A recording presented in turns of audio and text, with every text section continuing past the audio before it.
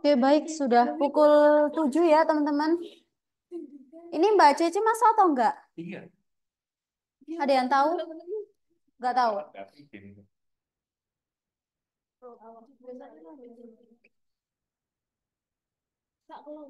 Oke, baik. Saya mulai ya, teman-teman. Assalamualaikum warahmatullahi wabarakatuh. Waalaikumsalam warahmatullahi wabarakatuh. Ya, selamat malam teman-teman yang ada di Zoom dan juga yang ada di kelas. Jadi seperti yang sudah saya peringatkan kemarin ya di WA bahwa kita mulai hari ini dengan presentasi. Maksudnya istilahnya kita menceritakanlah tentang kasus yang sudah kalian temukan.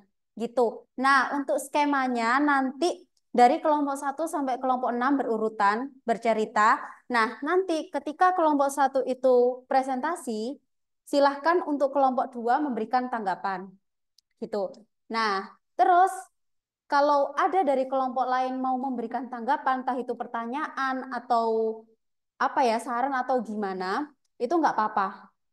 Kayak gitu ya. Terus untuk kelompok 2 nanti yang mengomentari kelompok 3. Kelompok 3 yang mengomentari kelompok 4 yang mengomentari kelompok 5 yang mengomentari kelompok 6. Gitu ya teman-teman ya. Oke, nanti siapa yang mau mengomentari itu nanti saya masukkan ke nilai. Sebutkan nama dan juga pertanyaannya apa atau tanggapannya apa. Oke. Mungkin untuk kita mulai dari kelompok 1 ya, Mas Anjas dan Mbak siapa ya? Mas Anjas dan Mbak Mustika ya kalau nggak salah. Mbak Ari, Bu. Mbak Ari, Mbak Mustika Nanda. Oh, oh ya, Mas Anjas, Mbak Ari dan Mbak Mustika. Oke, teman-teman, apakah bisa men-share PPT-nya dan diceritakan kepada teman-teman semua? Bentar, Bu. Oke. Terus untuk kelompok 2 silahkan didengarkan secara seksama dan silahkan diberikan tanggapan.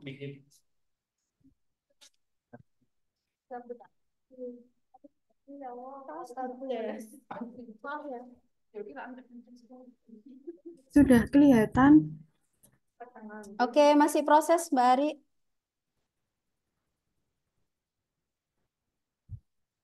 Sepertinya masih loading ini. Bentar. Oke, sudah Mbak Ari, sudah Sudah, ya. kelihatan. Ya, Sudah langsung dimulai, Bu. boleh Apa gimana? silahkan dimulai.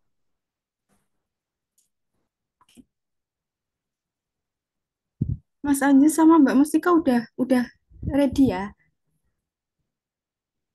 Ready, Mbak. Sudah.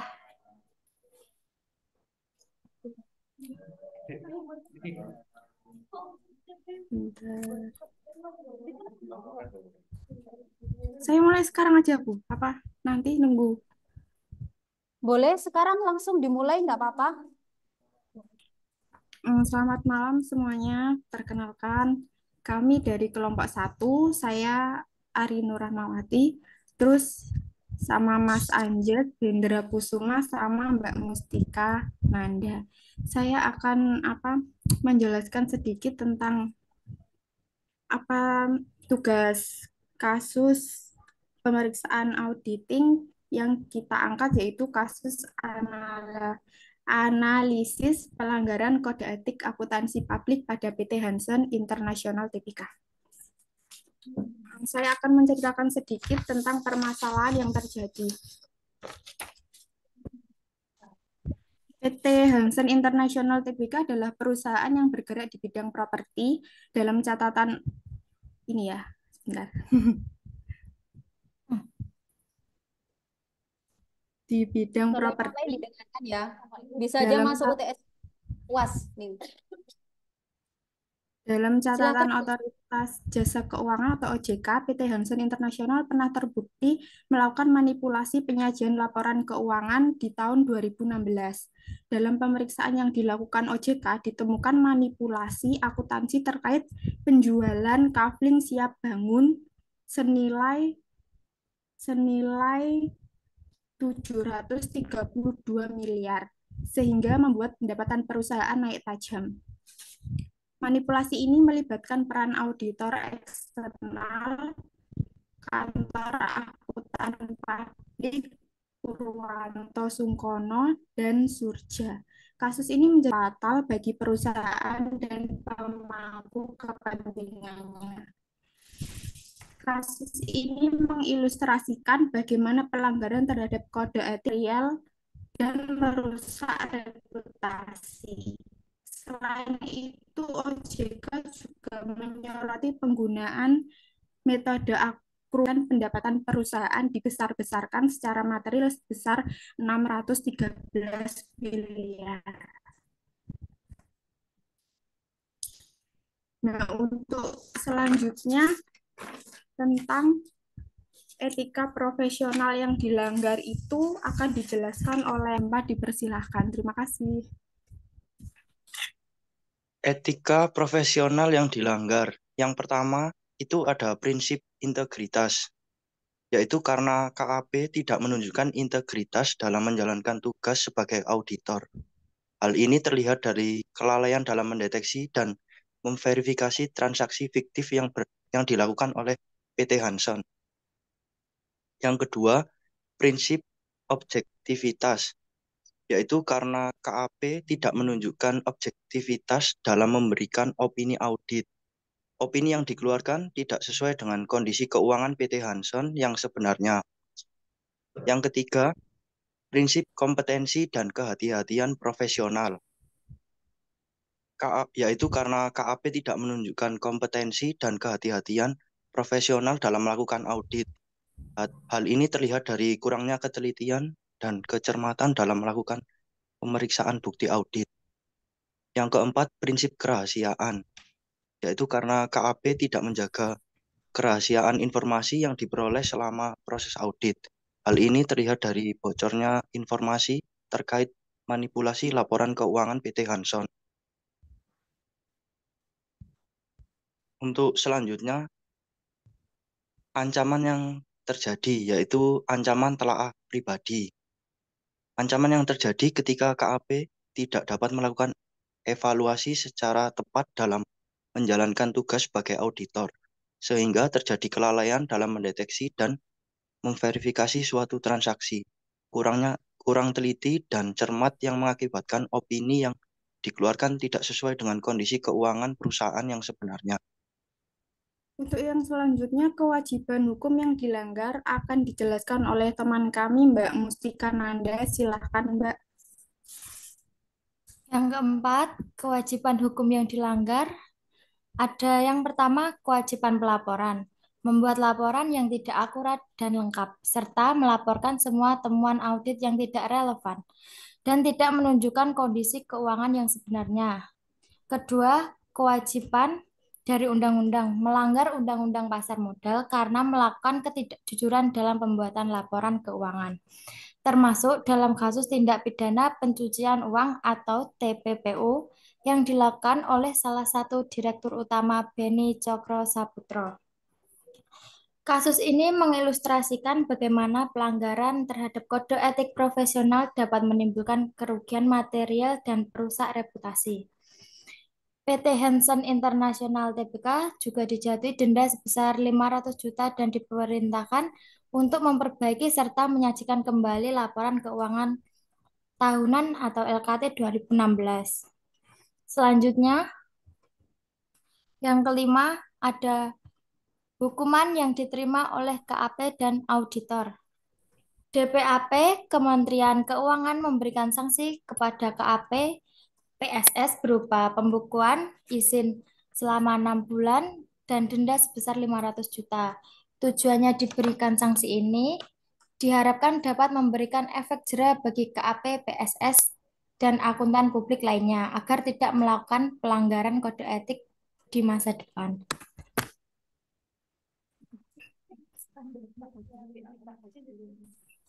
Sekian presentasi tugas ini.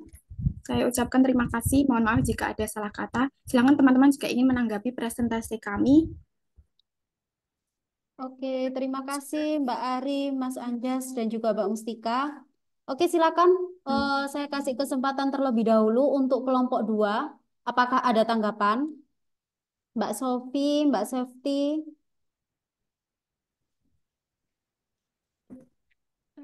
Baik Bu, saya izin bertanya boleh? Oke, Mbak Safety. Oke, silahkan Mbak Safety. Saya izin bertanya sebelumnya, terima kasih atas waktunya. Pertanyaan saya adalah, apa dampak dari pelanggaran kode etik akuntan tersebut terhadap citra publik profesi akuntan publik di Indonesia? Oke, boleh Apakah langsung oleh teman-teman. Mohon maaf, bisa diulangi? baik, apa dampak dari pelanggaran kode etik akuntan publik yang mengaudit terhadap citra publik profesi akuntan publik di Indonesia? Apakah pertanyaan saya suaranya jelas? Ya, boleh saya jawab. Oh, baik-baik. Ya, mungkin pelanggaran kode etik yang berdampak pada citra publik atau akuntan publik itu mungkin akan mendapat kerusakan nama baik, pelanggaran kode etik, citra profesi, sehingga kepercayaan masyarakat terhadap profesi tersebut berkurang. Terus penurunan kepercayaan juga masyarakat terhadap institusi atau individu yang melanggar.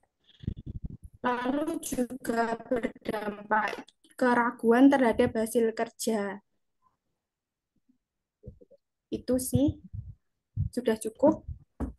Atau mungkin ada Mbak Mustika sama Mas Anjus kalau mau ingin menambahkan jawaban. Sudah bagus Mbak Ari Mbak jawabannya. Safety sudah cukup? Cukup, Bu. Cukup, Kak Ari. Oke, Ya, terima sip, sip. kasih Mbak Ada yang Safety. lain dari kelompok 2? Apakah ada tambahan lagi untuk pertanyaan untuk kelompok 1? Jika memang tidak ada, bisa saya lempar ke kelompok lain.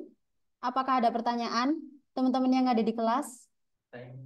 Mas Yudis pakai itu, Mas. Oke, Mbak Ari, ini ada pertanyaan dari salah satu teman yang ada di kelas. Mbak Ari dan kawan-kawan. Hah? Udah, coba. Bisa kedengaran, Mbak? Ya, Bisa. bisa Mas. Tadi di kewajiban hukum yang dilanggar tidak disebutkan kewajiban dari kode etik profesi. Apa mungkin bentar. Nah, ya apa yang ngomong ya? Apa dari kasus tersebut tidak melanggar dari kewajiban kode etik profesinya? Terima kasih. Izin menjawab, Bu. Oke, silahkan Mbak Mustika. Sebelumnya, analisis kami memang PT ini dianalisisnya yang menganalisis itu melakukan kode etiknya menimbulkan kerugian, Mas. Jadi memang rugi PT Hansennya karena membuat laporannya tidak sesuai dan tidak relevan KAP-nya.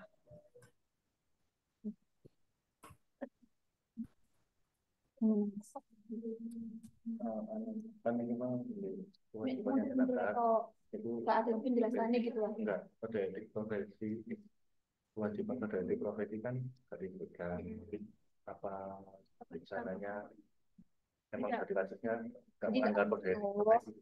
Oh, gini Mbak Mustika, maksudnya dari Mas Yudis itu tadi kan di bagian pelanggaran kewajiban, Ya. ya, itu tidak disebutkan pelanggaran kewajiban terhadap kode etik. Nah, pertanyaan dari Mas Yudis, apakah memang dalam kasus ini itu tidak ada pelanggaran kode etik yang sudah dilakukan oleh KAP begitu? Untuk Ada. pelanggaran kode etik yang kan udah dijelaskan di etika profesional ini. Oke. Kalau yang kewajiban hukum yang dilanggar itu kan yang berdasarkan bang. Kalau etika itu termasuk dari yang prinsip integritas, prinsip objektivitas.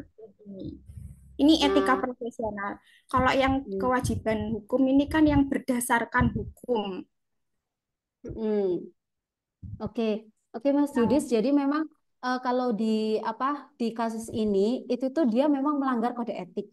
Tapi dia kalau digolongkan itu tidak termasuk pelanggaran kewajiban. Gitu. Jadi ada sendiri pelanggaran kode etik dan ini memang sama teman-teman udah dijawab ada di slide nomor 3 tadi itu.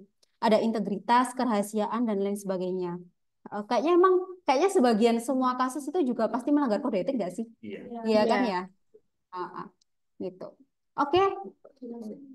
Terima kasih Mas Yudis. Ada yang lain? Udah cukup ya? Dua aja ya. Oke, silahkan ditutup Mbak Ari, Mas Anjas, Mbak Mustika. Terima kasih banyak atas presentasinya. Terima kasih, selamat malam semua. Ketika ini kok saya Oke. Bagus sekali ya kasusnya teman-teman. Ini kasus yang pertama terkait dengan PT Hansen. Sekarang saya persilahkan untuk kelompok 2. Boleh share screen teman-teman? Ya, Bu, sebentar. Oke. Apakah sudah terlihat, Bu? Oke, sudah Mbak Sofi. Silahkan. Baik, saya mulai ya, Bu. Iya, silahkan Mbak. Selamat malam semuanya. Kami kelompok 2 yang terdiri dari Mbak Trisna Pia Vanessa, Mbak Septia Yuning Tias, dan saya, Sofiatur Rahmadani. Di sini kami akan membahas analisis kasus pelanggaran kode etik profesi akuntan publik pada kasus PT Garuda. Yang pertama, rangkuman kasus dari PT Garuda, yaitu PT Garuda Indonesia merupakan salah satu perusahaan terbuka go public yang mengalami pelanggaran auditing untuk laporan tahun 2018. Kasus ini pertama kali terungkap ketika dua komisaris PT Garuda yakni Khairul Tanjung dan Doni Oksana menolak menandatangani laporan keuangan 2018 dalam rapat pemegang saham karena merasa ada kejanggalan dalam laporan keuangan yang tidak sesuai dengan standar akuntansi keuangan. Laporan keuangan tersebut menunjukkan bahwa PT Garuda mendapat laba bersih sebesar US dollar 809,85 ribu jika dirupiahkan sebesar 11,3 miliar. Hal tersebut sangat berbanding terbalik dengan kondisi pada tahun 2017 yang mengalami kerugian sebesar US dollar 216,5 juta. Setelah itu diadakan pertemuan antara pihak terkait untuk dilakukan pemeriksaan pada Mei 2019. PT Mahata akhirnya membuka suara bahwa mereka menjalin kerjasama dengan PT Garuda terkait layanan konektivitas. Pihak Mahata mencatatkan hutang sebesar US dolar 239 juta. Hutang tersebut merupakan jumlah nilai kontrak yang berlaku untuk 15 tahun dan akan dievaluasi setiap 2 bulan. Pelaksana perjanjian kerjasama serta pencatatannya dilakukan dengan basis aktual. Tetapi belum sampai 15 tahun kontrak terpenuhi, PT Garuda mengklaim dan mencatat semua hutang tersebut dalam akun pendapatan lain-lain. Sedangkan PT Mahata belum melakukan pengerjaan sesuai dengan kontrak yang telah dijanjikan. Terlihat jelas adanya penyusupan kepentingan oleh PT Garuda untuk meningkatkan labanya. Kepentingan didukung oleh kalian audit akuntan publik lantaran laporan keuangan tersebut dinilai wajar. Seharusnya nilai transaksi yang berlaku untuk 15 tahun ke depan tidak boleh dicatat dalam akun pendapatan lain-lain. Selanjutnya, identifikasi permasalahan, yaitu pelanggaran kode etik profesi akuntan publik terkait permasalahan laporan keuangan PT Garuda yang tidak sesuai dengan SAK, di mana terdapat manipulasi data keuangan yang mengakibatkan laporan keuangan tidak mencerminkan kondisi perusahaan yang sebenarnya. Selanjutnya, profesional yang dilanggar, yaitu 1. Integritas. Auditor yang seharusnya bersikap jujur dan terus terang justru menyembunyikan fakta dan memanipulasi data laporan keuangan. Yang kedua, objektivitas. Prinsip ini mengarahkan akuntan publik untuk tidak membedakan pelakuan profesional sebab pengaruh yang mampu mengesampingkan pertimbangan yang seharusnya. Yang ketiga, kompetensi dan kehati-hatian profesional. Yang keempat, perilaku profesional dalam menjalankan tugasnya. Auditor telah melanggar UU tersebut dengan tidak mempertahankan sikap profesionalismenya untuk tetap sesuai dengan kode etik maupun peraturan perundang-undangan yang merusak kredibilitas profesi akuntan. Untuk selanjutnya akan dijelaskan oleh Mbak Septi. Silakan Mbak Septi. Kemudian yaitu ancaman yang terjadi. Ancaman yang terjadi yaitu ancaman advokasi. Ancaman advokasi telah mengurangi objektivitas auditor dalam memberikan opini atas laporan keuangan dari PT Garuda Indonesia Tbk. Hal tersebut terjadi auditor yang seharusnya menjaga independensi dan objektivitasnya justru membela kepentingan klien yaitu mendukung upaya manajemen PT Garuda Indonesia Tbk untuk memanipulasi laporan keuangan, mengubah kondisi perusahaan yang seharusnya merugi pada periode berjalan menjadi seolah-olah memperoleh keuntungan atau laba. Tindakan ini tidak hanya melanggar prinsip etika profesi akuntan, di mana auditor seharusnya memberikan opini yang objektif dan tidak memihak, tetapi juga merugikan kepentingan publik, termasuk investor dan kreditor yang berhak atas informasi keuangan yang akurat. Kemudian, Kak Sofi, slide berikutnya.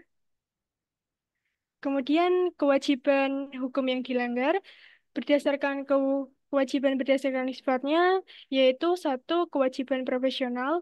Auditor tidak memenuhi tanggung jawab profesi auditor yang diatur oleh standar dan kode etik profesi.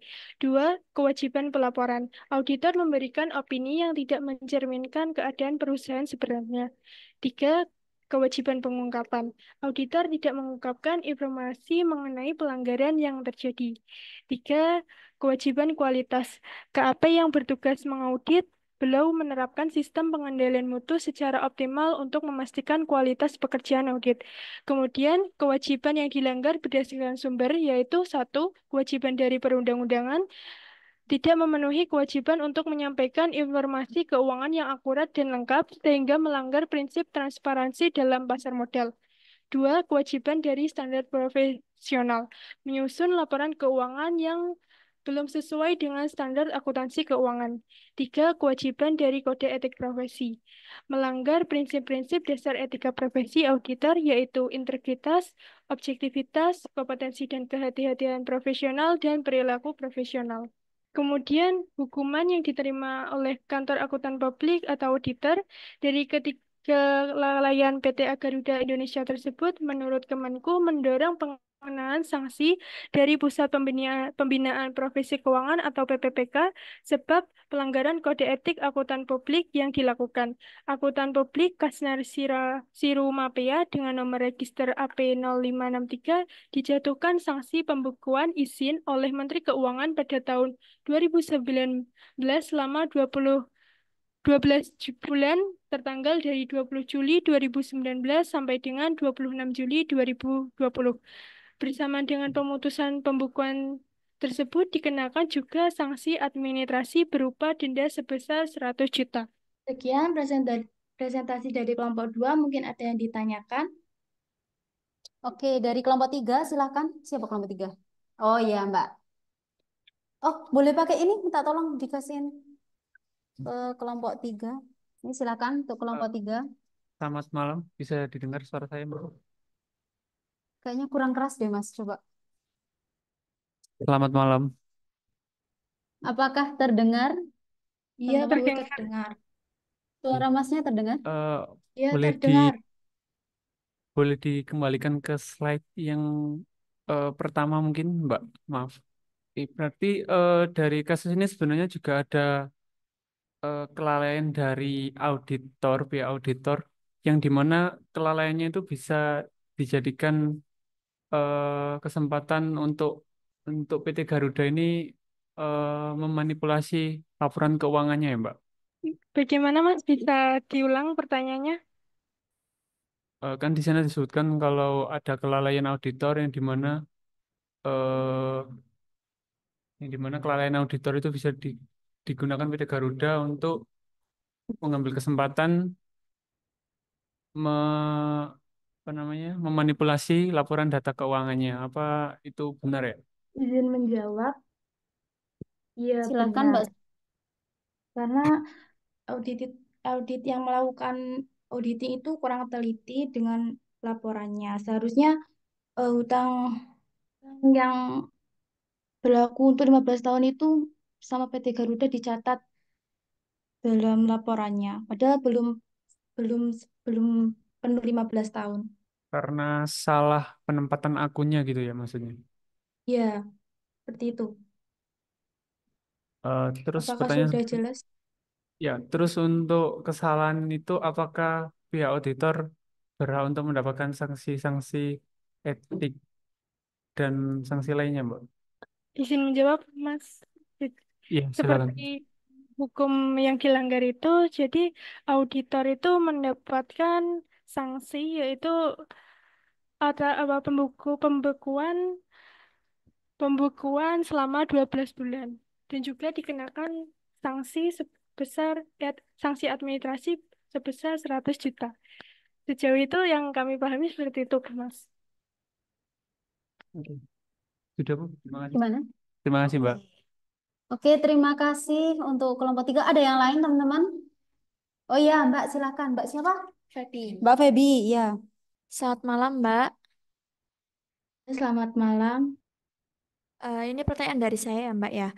Pihak yang harus bertanggung jawab atas manipulasi PT Garuda itu ditanggung oleh auditor atau akuntannya, Mbak? Mungkin maksudnya auditor atau KAP-nya gitu ya. Ya. Gimana, teman-teman? Izin menjawab, Bu. Ya, silahkan, Mbak Sofi. Menurut saya yang menurut saya yang bertanggung jawab itu KAP-nya karena seharusnya laporan tersebut dinilai tidak wajar ya karena yaitu tadi ada kesalahan pencatatan dan malah auditornya kurang teliti dan menilai laporan keuangan tersebut dinilai wajar. Menurut pemahaman saya seperti itu. Apakah sudah jelas? Sudah jelas, Mbak. Terima kasih. Iya, sama-sama. Oke, terima kasih untuk kelompok 2. Ya, ada pertanyaan lagi? Sudah ya, teman-teman? Oke. Selanjutnya, terima kasih Mbak Sofi dan Mbak Safety. Oh iya, ini kan Mbak Vanessa kan lagi izin ya. Terus yang satunya ada Mbak siapa ya? Kemarin ada 4 ya? Mbak Teresia, Bu, tapi dihubungi tidak bisa. Oh gitu, berarti dia nggak ikut mengerjakan ya? Tidak. Oke, oke, thank you Mbak Sofi dan Mbak Safety. Ya, silakan di stop ya share screen-nya. Siapa ini kelompok 3? Ini ya, sini ya? Ya. Oke, Mbak Feby, Mas Bintang, dan Mas Imam. Ke depan, Mas. Boleh, boleh ke depan nggak apa-apa. Pakai halo-halo ya. Atau di situ juga nggak apa-apa sih. Ini aja. Ya wes, oke. Kelompok 4 siapa? Oke, siap-siap. Untuk yang ada di Zoom, jika memang suaranya kurang jelas, tolong ini ya diinfokan ya teman-teman. Baik, Bu. Ya, masih Oke, jelas, Bu. oke. Wah, ini nggak apa-apa ya? Lihat kah? Oke. Oke, silakan. Selamat malam, Bu. Kita dari kelompok 3. Yang lain dia. Nama kelompok kita Febilia Sari, Bintang Anugrah Martani, sama Muhammad Imamil Azwardi. Kita membahas tentang kasus pelanggaran kode etik akuntan auditor terhadap kasus yang suap Bupati Bogor tahun 2022. Untuk pembahasannya, pertama permasalahan yang terjadi, kedua etika profesional yang dilanggar, ketiga ancaman yang terjadi, keempat kewajiban hukum yang dilanggar, kelima hukuman yang diterima KAP atau auditor, enam link referensi. Permasalahan yang terjadi pada tahun 2022 terjadi kasus suap yang melibatkan Bupati Kabupaten Bogor, Ade Yasin, dan beberapa orang lainnya. Pihak lain yang terlibat antara lain auditor dari Kantor Pemeriksa Keuangan (BPKP). Proses audit dilaksanakan mulai bulan Februari 2022 sampai dengan April 2022 dengan hasil rekomendasi diantaranya bahwa tindak lanjut rekomendasi tahun 2020 sudah dilaksanakan dengan program audit laporan keuangan tidak menyentuh area yang mempengaruhi opini. Selama proses audit, diduga ada beberapa kali pemberian uang kembali oleh Ade Yasin melalui Iksan Ayatullah dan Maulana Adam pada tim pemeriksa, diantaranya dalam bentuk uang mingguan dengan besaran minimal 10 juta hingga total selama pemeriksaan telah diberikan sekitar sejumlah 1,9 miliar. Uang suap itu diberikan Ade melalui anak buahnya selaku Kabusit Kas Daerah BPKAD Bogor, Ihsan Ayatullah, dan Sekdis Dinas PUPR Bogor Maulana Adam. Anton kemudian mengkondisikan susunan tim sesuai dengan permintaan Iksan di mana nantinya objek audit hanya untuk SKPD tertentu.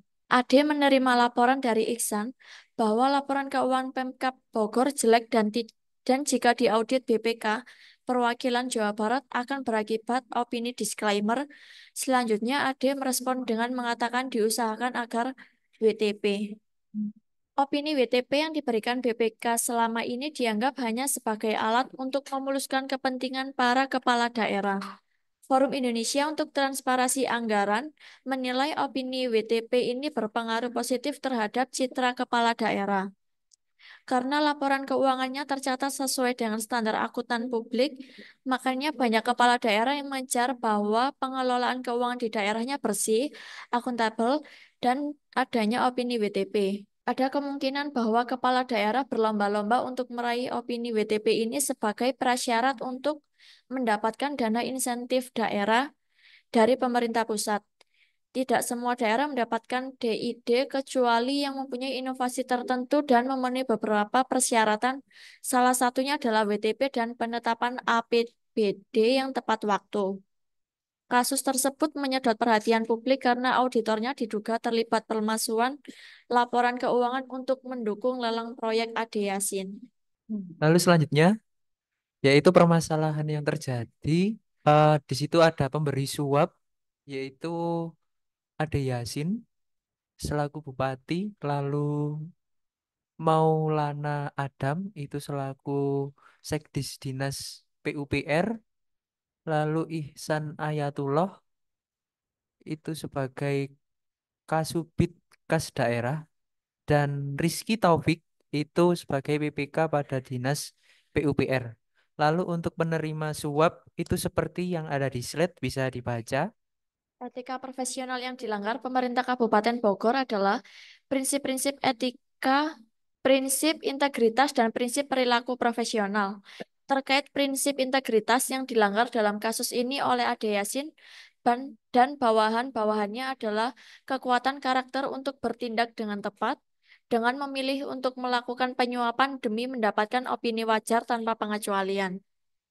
Ia telah menimbulkan konsekuensi yang merugikan bagi pemerintah Kabupaten Bogor, di mana ia telah merusak nama baik pemerintah Kabupaten Bogor dan telah menyeret badan pemerintahan tersebut dalam kasus hukum. Terkait perilaku profesional yang dilanggar di kasus ini adalah kepatuhan terhadap peraturan perundang-undangan, di mana perilaku penyuapan yang dilakukan Ade Yasin dan bawahannya melanggar Undang-Undang Nomor 11 Tahun 2011 tentang tindak pidana suap. Di samping itu, keterlibatannya dan bawahannya dalam penyuapan tersebut merusak integritas dan reputasi baik dari pemerintahan dan profesi ASN, dan hasilnya juga tidak sesuai dengan prinsip etika sehingga perilaku penyuapan ini merupakan sesuatu yang sangat melanggar prinsip perilaku profesional. Untuk selanjutnya, etika profesional yang dilanggar oleh auditor BPK.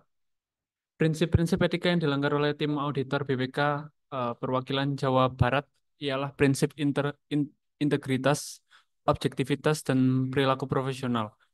Pelanggaran terhadap prinsip integritas dalam kasus ini terdapat pada pengeluaran opini wajar tanpa pengecualian atau WTP yang tidak sesuai dengan fakta yang sebenarnya, di mana kondisi keuangan pemerintah Kabupaten Bogor pada saat itu sedang tidak baik, sampai opini yang saat itu seharusnya dikeluarkan adalah tidak memberikan pendapat. Artinya, dalam kasus ini, para auditor yang menangani audit dari pemerintah Kabupaten Bogor tidak bersikap lugas dan jujur dalam mengeluarkan opini mereka. Dan bahkan program audit yang mereka buat tidak menyentuh area memengaruhi opini akibat dari konflik of interest. Selanjutnya, prinsip etika kedua yang dilanggar adalah objektivitas, yang dimana mereka melanggar dalam kasus ini ialah bertindak atau melakukan pertimbangan profesional tanpa dikompromikan oleh benturan kepentingan. Namun dengan menerima penyuapan tersebut, mereka selanjutnya melakukan audit dengan diganggu oleh benturan kepentingan tersebut, sehingga mereka berani mengeluarkan opini wajar tanpa pengecualian atau WTP, tanpa melihat fakta yang sebenarnya dan membuat program audit yang tidak menyentuh area yang memengaruhi opini. Oke, untuk prinsip etika yang ketiga yang dilanggar oleh auditor BPK ialah perilaku profesional, di mana dengan menerima suap dalam bentuk uang mingguan dengan besaran minimal 10 juta selama pemeriksaan sampai total 1,9 miliar rupiah. Tim audit ini tidak hanya telah melanggar peraturan perundang-undangan pasal 12B UU nomor 31 tahun 1999 yang telah diubah dengan UU nomor 20 tahun 2001 tentang pemberantasan tindak pidana korupsi, namun juga telah mendiskreditkan profesi akuntan dan auditor karena telah membuat reputasi profesi auditor hancur dengan menerima penyuapan dan melakukan perbuatan yang melanggar prinsip integritas serta objektivitas tersebut. Ya, selanjutnya yaitu kewajiban hukum Oh, yang dilanggar oleh ancaman yang terjadi, yaitu yang selanjutnya saat kami membaca dari berita tersebut, kami tidak menemukan bahwa auditor tersebut mengalami ancaman dari pihak bupati. Justru para auditor itu menerima suapan dari para bupati sebanyak 10 juta per minggu. Jadi di sini kita mengalihkan apa saja sih ancaman yang terjadi jika auditor berlaku curang. Yang pertama yaitu mendapatkan sanksi hukum, yaitu yang termasuk denda, hukuman penjara jika mereka terbukti bersalah, lalu kehilangan izin praktek dan rusaknya reputasi baik secara pribadi maupun dari perusahaan auditor tersebut. Lalu juga pemutusan hubungan dengan para asosiasi profesi dan kehilangan kepercayaan terhadap para perusahaan yang biasanya diaudit oleh mereka. Lalu kewajiban hukum yang dilanggar. Yang pertama yaitu pelanggaran independen dan integritas, di mana auditor harus bekerja secara objektif dan tanpa pengaruh eksternal, tetapi dalam kasus suap, mereka melanggar prinsip ini dengan menerima atau menutupi tindakan korupsi. Di poin yang pertama ini masuk di dalam kewajiban profesional, di mana audit tidak bisa profesional dalam menangani hal tersebut. Yang kedua yaitu pelanggaran undang-undang anti korupsi yang terlibat dalam adanya suap tanpa melaporkannya atau melanggar hukum pidana yang mengatur tindak korupsi. Dan yang ketiga yaitu manipulasi dan penyembunyian laporan keuangan. Auditor yang memanipulasi atau menyembunyikan informasi penting dalam laporan keuangan melanggar aturan hukum mengenai transparansi dan akuntabilitas. Jadi bisa kita lihat bahwa pada poin yang kedua dan yang ketiga ini masuk di dalam pelanggaran kewajiban pengungkapan, di mana mereka menyembunyikan laporan yang sesungguhnya. Lalu yang terakhir ini adalah intinya, yaitu pelanggaran kode etik profesi, di mana auditor diharuskan mengikuti standar profesi yang mengharuskan mereka jujur dan adil. Tetapi pelanggaran ini mencederai etika profesi mereka. Lalu untuk selanjutnya hukuman yang diterima KAP atau auditor dan pihak pemerintah Kabupaten Bogor, yaitu pertama ada Bupati Bogor Ade Yasin ditahan di Rumah Tahanan Negara atau Rutan Polda Metro Jaya. Untuk Maulana Adam dan Ihsan Ayatullah ditahan di Rutan KPK pada Kafling C1 serta Rizky Taufik dan Arko Mulawan ditahan di Rutan pada Gedung Merah Putih. Kemudian Anton Merdiansyah, Hendra Nur Rahmatullah Karwita, dan Geri Ginanjar Tri Rahmatullah ditahan di Rutan KPK pada Pomdam Jaya Guntur. Oke, untuk hukuman yang diterima dan denda yang diterima oleh pihak pemerintah Kabupaten Bogor, itu Ade Yasin juga diberikan 4 tahun penjara dan denda sebesar 100 juta. Maulana Adam pidana kurungan selama 2 tahun dan denda 50 juta. Rizky Taufik pidana kurungan selama 2 tahun dan denda 50 juta. Ihsan Ayatullah pidana 4 tahun dan denda 100 juta. Untuk pihak auditor dan atau KAP, BPK, Anton Merdians penjara 9 tahun dan denda 300 juta. Subsidiar 8 bulan kurungan penjara. Untuk Arko Mulawan 6 tahun penjara dan denda 200 juta serta subsidiar 6 bulan. Hendra Rahmatul 9 tahun penjara, denda 300 juta, subsidiar 8 bulan. Untuk Geri Ginanjar 6 tahun penjara dan denda 200 juta serta subsidiar 6 bulan. Berikut link dan referensi dari informasi di atas. Sekian, terima kasih dari kelompok 3.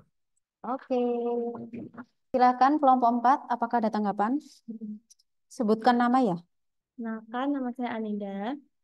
Saya ingin bertanya, dari kasus tersebut, apa dampak jangka pendek dan juga jangka panjangnya terhadap Kabupaten Bogor? Silakan untuk kelompok 6. Kelompok 6, kelompok 3. Mas Bintang. Dampak dari pelanggaran tersebut yang pertama yaitu dari segi pemerintahan, masyarakat itu menjadi kurang percaya terhadap pemerintahan dari kabupaten dari Bogor. Jadi kredibilitas dari pemerintahan tersebut akan menjadi menurun secara signifikan dikarenakan pelanggaran tersebut. Mungkin dari teman-teman ada yang mau nambahkan? Saya mau menambahkan. Jadi yang pertama mungkin tadi ya hilangnya kepercayaan publik itu pasti. Yang kedua korupsi yang meluas. Karena suap seringkali merupakan bagian dari praktek korupsi yang luas. Dan jika dibiarkan korupsi bisa menyebar ke berbagai sektor pemerintah daerah. Karena dari tingkat kabupaten saja udah semudah itu untuk melakukan suap, pasti untuk ke bawahnya akan serupa, bahkan bisa lebih. Yang ketiga ada kualitas layanan publik menurun. Karena uang yang seharusnya digunakan untuk kepentingan publik seperti perbaikan infrastruktur atau lainnya seperti kesehatan eh, malah digunakan untuk kepentingan pribadi dan kelompok. Selanjutnya, pembangunan daerah terhambat karena kasus suap mengganggu alokasi anggaran dan keputusan investasi. Yang kelima, pastinya mendapatkan sanksi hukum. Yang keenam, kesenjangan sosial dan ekonomi. Dan yang ketujuh, ada kerugian ekonomi. Karena suap menambahi biaya dalam proses bisnis dan pemerintahan yang pada akhirnya merugikan pemerintahan daerah tersebut. Oke, gimana untuk kelompok 4? Oh ya, boleh. Permisi, saya dari kelompok 4. Mbak Namanya Alvina ya? Alfania. Alfania. Ya. Mau bertanya, apa motif Bupati Bogor menyuap auditor? Apakah untuk mengeluarkan laporan auditnya itu bersifat WTP? Bersifat Ya, WTP. WTP atau ada tujuan lain? Terima kasih. Untuk pertanyaannya saya jawab. Pemkab Bogor menginginkan laporan keuangan WTP karena opini WTP yang diberikan BPK selama ini hanya untuk memuluskan kepentingan para kepala daerah. Karena laporan keuangannya tercatat sesuai dengan standar akuntan publik, makanya banyak kepala daerah yang mengejar bahwa pengelolaan uang di daerahnya bersih, akuntabel, dan adanya opini WTP. Sudah, Mbak. Dan juga kenapa pemerintahan Bogor melakukan tindak pidana suap tersebut karena opini WTP ini berpengaruh positif terhadap citra kepala daerah. Karena laporan keuangannya tercatat sesuai dengan standar akuntan publik, makanya banyak kepala daerah yang mengejar bahwa pengelolaan keuangan di daerahnya harus bersih, akuntabel dengan adanya opini WTP. Dan ada kemungkinan bahwa kepala daerah berlomba-lomba untuk meraih opini WTP ini sebagai prasyarat untuk mendapatkan dana insentif daerah atau DID dari pemerintah pusat. Karena tidak semua daerah mendapatkan DID, kecuali yang mempunyai inovasi tertentu dan memenuhi beberapa persyaratan. Salah satunya adalah WTP dan penetapan APBD yang tepat waktu. Iya benar, jadi memang WTP itu kalau di pemerintah itu benar-benar sangat riskan banget ya. Soalnya kalau suatu daerah itu tidak mendapatkan WTP, itu dia dananya itu kayak susah cair gitu loh teman-teman. Jadi mau nggak mau harus daerah itu harus mendapatkan WTP agar dananya cair. Makanya itu memang itu adalah motif yang paling utama kalau di lingkup pemerintahan ya, dalam melakukan hal suap menyuap kayak gitu. Kayak gitu. Terus saya juga notice bahwa ada perbedaan dari teman-teman tadi, kelompok 1, 2 itu kan berfokus pada perusahaan. Kalau kelompok 3 kan berfokus pada pemerintah daerah. Sanksi yang diberikan itu ternyata berbeda. Kalau perusahaan dia itu KAP eksternal atau KAP biasa itu akan mendapatkan sanksi berupa pembekuan dan juga denda. Berbeda dengan pemerintahan. Kalau pemerintahan itu kan internal auditor eksternalnya itu kan BPK atau inspektorat. Nah, nggak mungkin organisasi itu dibekukan, teman-teman. Jadi otomatis yang langsung terkena sanksi itu adalah auditornya. Jadi tadi kalau di pemerintah auditornya di penjara dan juga kena denda ya, gitu. Kalau di KAP eksternal untuk perusahaan biasa, itu dia terkena bisa KAP-nya, bisa auditornya, baik itu dalam bentuk pembekuan maupun denda. Begitu, teman-teman.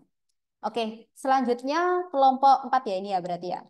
Oke, terima kasih untuk kelompok 3 boleh ditutup terlebih dahulu. Sekian dari kelompok 4 kelompok 3.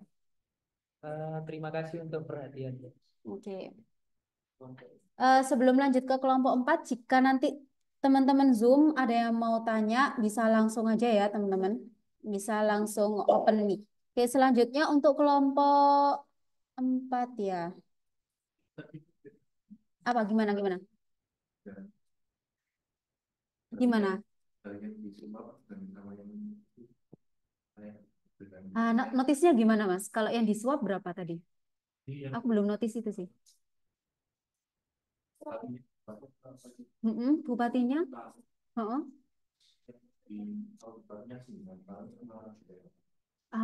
Soalnya apa? Soalnya memang sebenarnya kalau ada, berarti itu lebih tinggi auditornya kan ya? Soalnya memang kalau dalam hal mengaudit itu kan sebenarnya tanggung jawab utamanya kan auditor. Sebenarnya kuncinya itu ada di auditor. Kalau bupati itu memang ada maksud menyuap, kalau auditornya itu independen, itu pasti kan nggak akan terjadi. Nah, ini kenapa kok terjadi? Karena auditor yang seharusnya dia itu independen, tapi dia malah tergoda dengan apa yang diberikan oleh bupati. Makanya itu memang kebanyakan kalau ada hukuman seperti itu, suap dan menyuap, itu orang yang disuap itu akan lebih banyak mendapatkan hukuman daripada orang yang menyuap. Tapi dua-duanya wajib terkena hukuman, soalnya dua-duanya salah gitu. Kayak gitu, Mas. Saya juga pernah sih itu di daerah mana ya, saya lupa. Itu juga kasusnya hampir sama, suap menyuap. Dan memang saya lupa ya berapa tahunnya perbandingannya. Yang jelas yang paling lama yang diberikan apa sanksi itu adalah auditor. Karena auditor ini kan kasarannya kan diberikan kepercayaan oleh masyarakat untuk mengecek keuangannya bupati dan bawah-bawahannya toh. Tapi ternyata dia melanggar kepercayaan itu. Jadi ya gitu otomatis dia lebih tinggi kebanyakan. Gitu. Oke, lanjut ya teman-teman. Oke, lanjut kelompok 4. Ini mana PPT-nya di grup kah? Iya. Di grup Mbak Alvania. Iya. Ini ya? Bukan kah?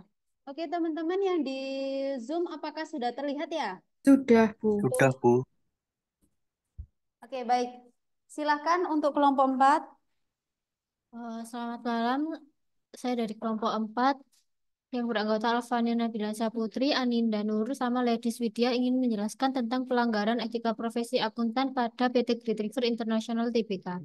Alvania, Aninda, Ladies. Permasalahan yang terjadi yaitu kasus Great River dimulai pada Juli sampai September 2004 ketika PT Bank Mandiri membeli obligasi PT Great River International Tbk senilai 50 miliar dan memberikan fasilitas kredit lebih dari 265 miliar. Obligasi tersebut mengalami default dan kredit bermasalah pada Agustus 2005.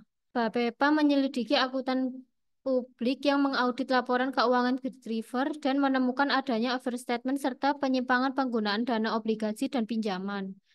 Pada Desember 2006, auditor menemukan indikasi konspirasi dalam laporan keuangan termasuk penggelembungan akun penjualan dan piutang. Akibatnya, PT Great River mengalami kesulitan arus kas dan gagal bayar utang senilai 200 miliar kepada Bank Mandiri dan obligasi senilai 400 miliar. Akuntan publik yang terlibat juga dijadikan tersangka. Audit lebih lanjut mengungkapkan sejumlah penyimpangan dalam laporan keuangan termasuk penggunaan dana yang tidak sesuai dengan tujuan dan transaksi yang tidak dicatat. Next. Selanjutnya, selanjutnya ada etika profesional yang dilanggar. Jangan lupa. Udah, oh ya oke. Sorry. Nanti yang di Zoom Etika profesional yang dilanggar yaitu ada pelanggaran etika tanggung jawab profesi untuk memelihara kepercayaan masyarakat pada jasa profesional seorang auditor. Yang kedua ada pelanggaran prinsip objektivitas karena tim auditor memihak pada perusahaan untuk memberi keuntungan pada perusahaan. Yang ketiga yaitu pelanggaran prinsip integritas karena tim auditor merekayasa laporan keuangan sehingga merugikan pihak luar. Yang keempat, pelanggaran profesi profesional karena pihak auditor tidak bersikap jujur dan tidak mengatakan yang sebenarnya. Selanjutnya, ancaman yaitu ancaman advokasi dikarenakan adanya kerjasama antara perusahaan dan akuntan publik, maka tim auditor membiarkan adanya penggelembungan dana pada piutang dan penjualan obligasi yang sebenarnya. Selanjutnya, ada kewajiban yang dilanggar, yaitu kewajiban profesional karena auditor tidak bertanggung jawab sesuai dengan sikap yang tercantum dalam kode etik profesi auditor. Kemudian kewajiban pelaporan dan kewajiban pengungkapan, karena auditor telah memanipulasi laporan keuangan untuk menghindari dugaan dumping dan saksi perpajakan. Next. Hukum yang diterima oleh auditor. Yang pertama, Menteri Keuangan atau Menku RI terhitung sejak tanggal 28 November 2006 telah membukukan izin akuntan publik atau AP Justinus Aditya Sidarta selama 2 tahun. Kemudian yang kedua, Justinus dilarang memberikan jasa atestasi atau pernyataan pendapat atau pertimbangan akuntan publik, termasuk audit umum, review, audit kerja, dan audit khusus. Dan kemudian yang ketiga, Justinus dilarang menjadi pemimpin rekan atau pemimpin cabang kantor akuntan publik atau KAP. Oke, sudah. Silakan untuk kelompok 5 siapa ya? Oh iya ya. Oke. Baik, terima kasih. Seperti yang disebutkan tadi di Namanya PP. Mbak, perkenalkan. Oh iya, nama saya Aurora Adelia Oh iya Mbak. dari kelompok 5. Jadi pertanyaan saya seperti yang disebutkan di PPT tadi, itu yang mengaudit adalah akuntan publik Justinus Aditya Sidarta. Nah, di sini nggak disebutkan kantor akuntan publik mana yang ditunjuk sebagai auditor. Apa memang nggak ada atau gimana? Izin menjawab, yang mengaudit akuntan publik Justinus itu dari Bapepam. Yakin kah? Terus. Bapepam itu kalau sekarang itu Bursa Efek Indonesia nggak sih? Dia itu nama lain dulu. Ini tahun berapa, Mbak? 2006.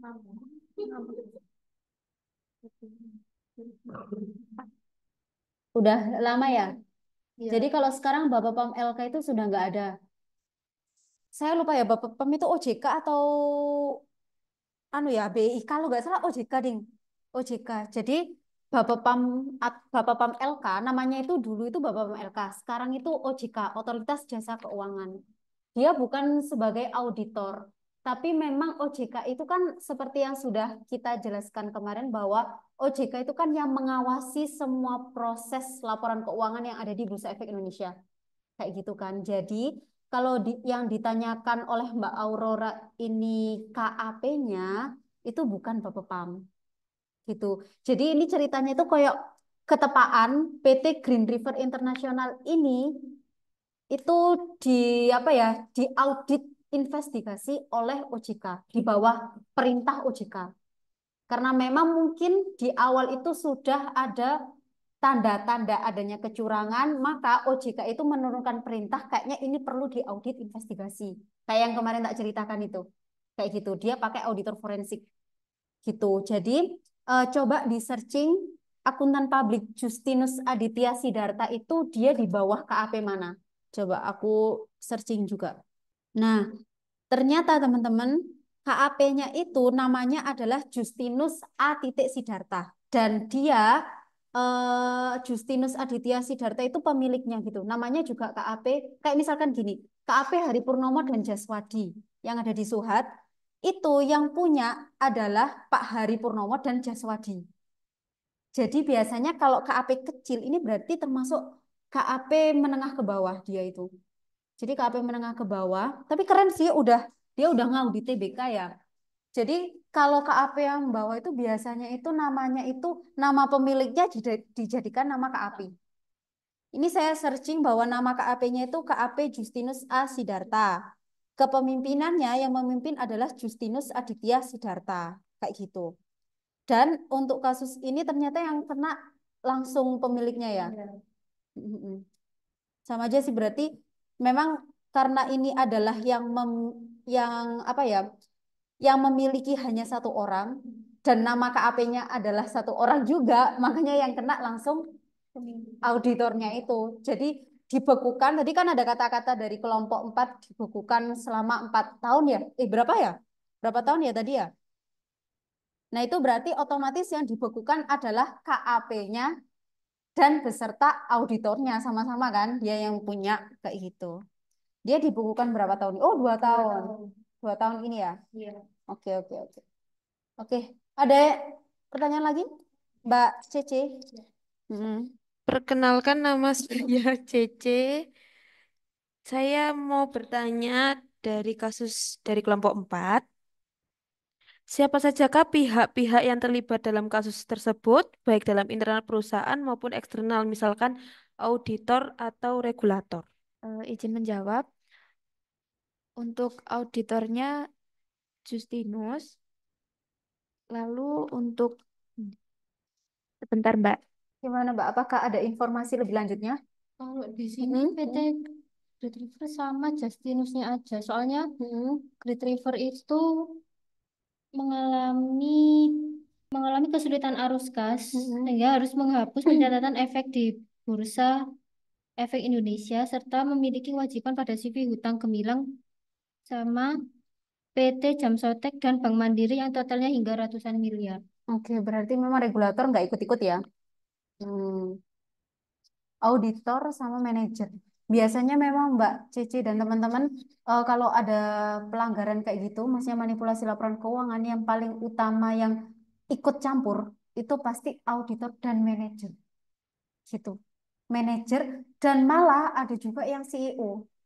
Langsung CEO itu kayak direkturnya, itu malah kayak mendukung manajernya untuk melakukan manipulasi itu, pelanggaran kayak gitu. Jadi memang di apa ya, di dunia permanipulasian teman-teman itu ada 2 jenis. Jadi ada yang dikarenakan auditornya yang nggak teliti, sama ada juga karena adanya kerjasama antara manajer dengan auditor kayak gitu.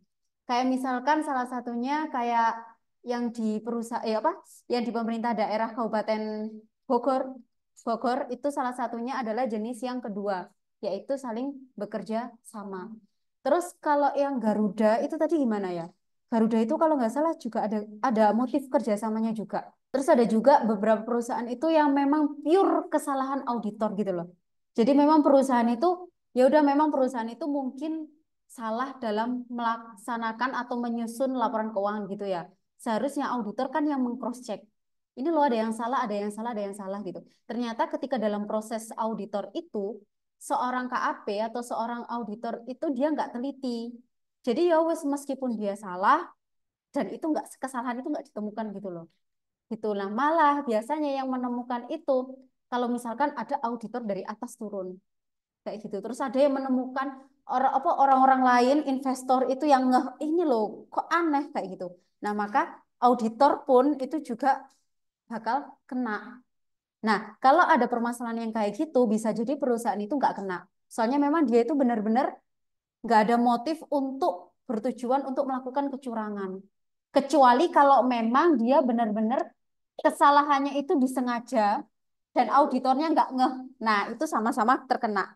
Kalau misalkan perusahaannya itu memang, aduh aku ternyata human error nih nyatetnya gitu. Terus auditor nggak menemukan, berarti auditor lah yang dihukum. Perusahaan itu lebih aman posisinya. Kayak gitu. Gitu ya teman-teman ya. Kayaknya untuk hari ini 4 kelompok aja. Untuk 2 kelompoknya minggu depan ya. Jadi nanti kita kayaknya bisa nggak minggu depan datang lebih awal, biar nanti pulangnya nggak malam-malam gitu ya, 6:30, gitu ya. Paling paling lemot lah jam 7:45 lah gitu. Jadi nanti kita mulai lebih awal, soalnya juga ada materi yang perlu saya sampaikan, gitu. Ya, lanjutannya dari ini. Oh gitu, gimana? Udah siap? Gak apa-apa tak? Besok nggak apa-apa tak? Kelompok berapa sih? Kelompok 5 kan? Ya udah gitu ya, teman-teman. Kelompok 5 sama kelompok 6.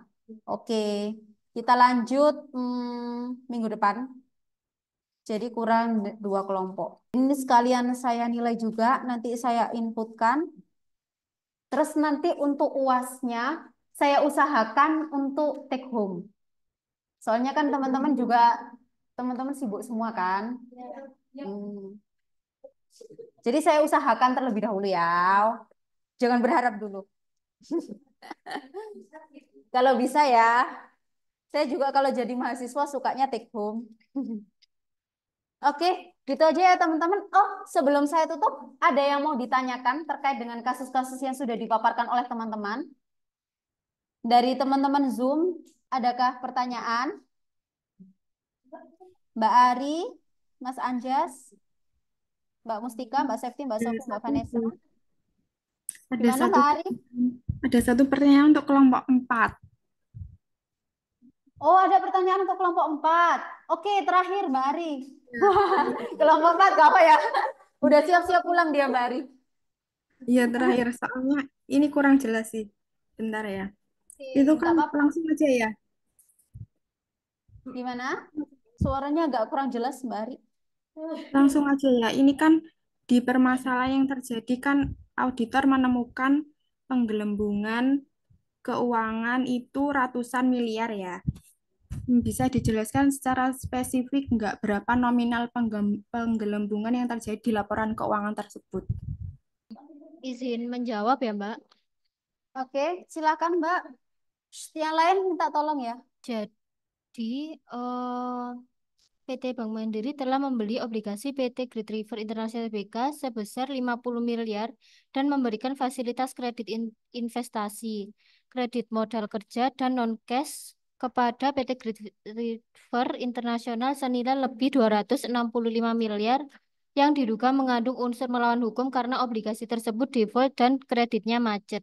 Terus pada tahun 2006, kasus Great River semakin mencuat setelah adanya temuan auditor investigasi menemukan indikasi konspirasi dalam penyajian laporan keuangan perusahaan tekstil tersebut merupakan penggelembungan akun penjualan piutang hingga ratusan miliar.